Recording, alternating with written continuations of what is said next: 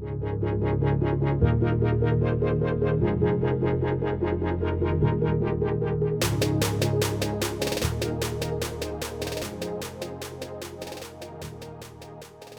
everyone, I am Father Martin Koroidiri. I'm a Colombian missionary priest.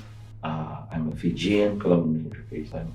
I'm working currently working in Chile, in Iquique. That's close to the border between Chile and Peru. The story I'd like to share today is a story about this lady named Catherine. Whom I met when I was in my previous parish in San Colombano.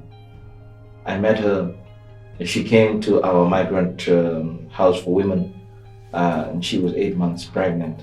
And we stayed with her.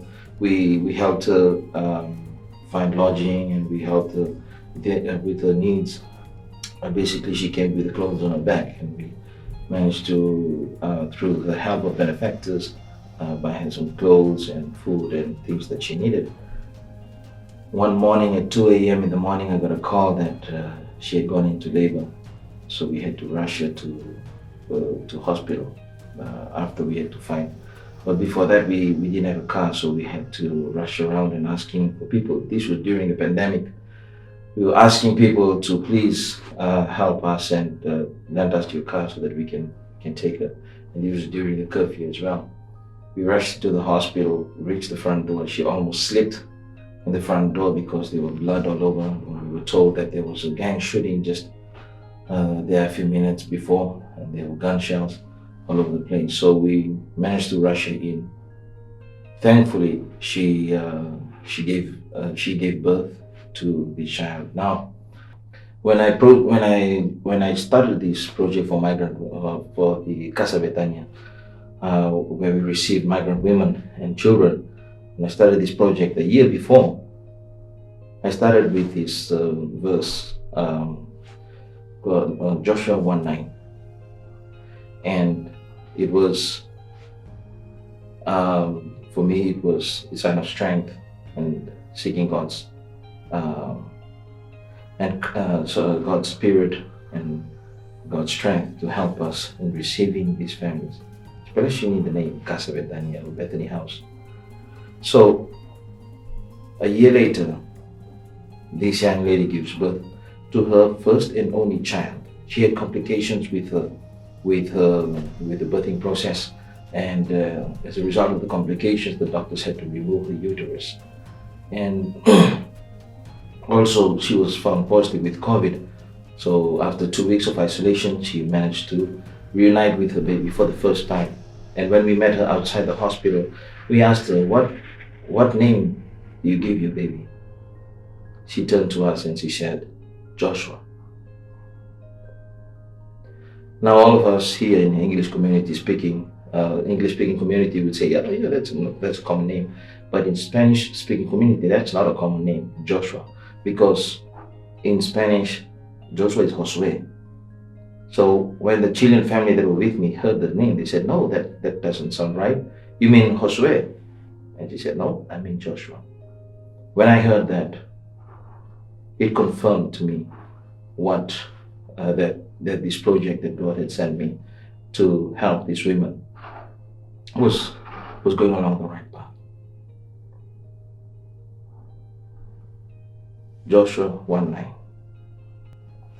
Joshua 1:9 is this famous quote that our founder, the Colombian Society, Missionary Society founder, Edward Galvin, found when he was in China. He went into China to do mission, to help proclaim the word of God there. But then he saw that there were so many people that needed God, but there were very few people that were there to help. So he was thinking, should I go back to Ireland and bring people in, or should I just carry on? And his Irish brothers around him said, why don't you do a Bible cutting? Maybe God can give you a sign from there.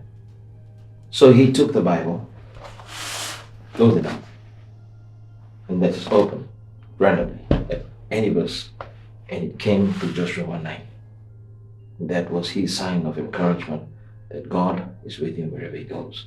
And that was where he made the decision to go back to Ireland. And from there, we were founded as a society.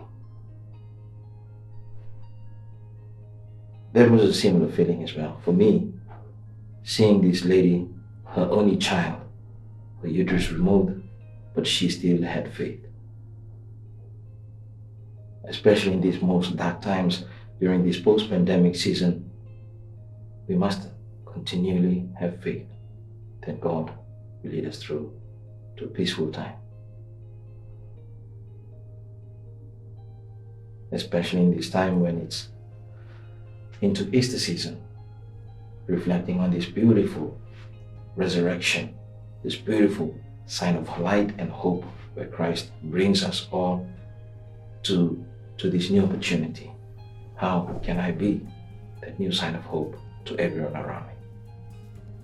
So that's all I have to share for you today, my story and a reflection of Joshua 9, and also how one's commitment, not just to your faith, but to your promise that you will remain with God until your final days. So thank you everyone for listening. I wish you all a blessed day.